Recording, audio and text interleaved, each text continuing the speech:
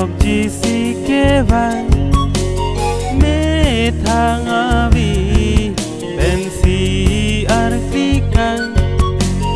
papia phan te jok jisi ke van me thang avi bensi artikan alang pan kroya ba te jok long po chena yutun iakayanta alang pan kroya ba te jok long po chena yutun iakayanta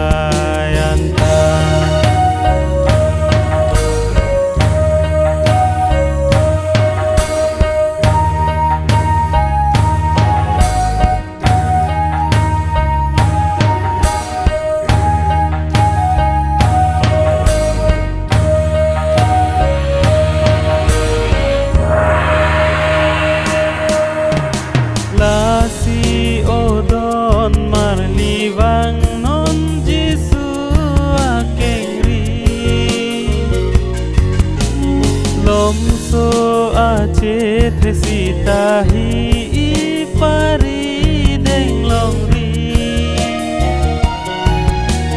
la si odon mar liwang non jisu akeng ri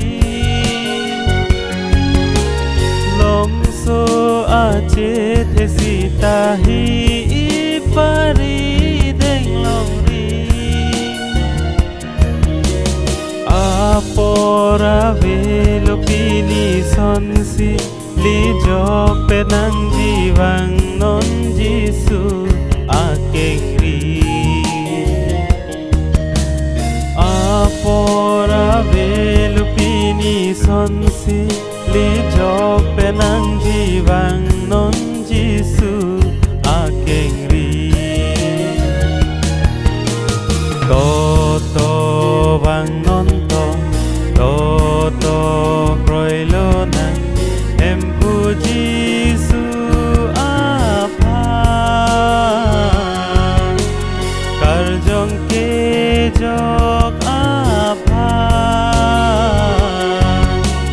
alang si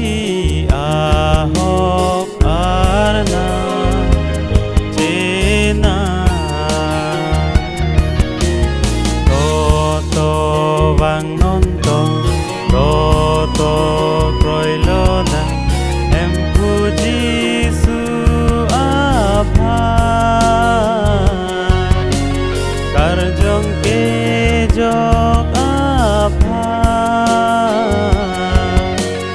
alang si ahok arna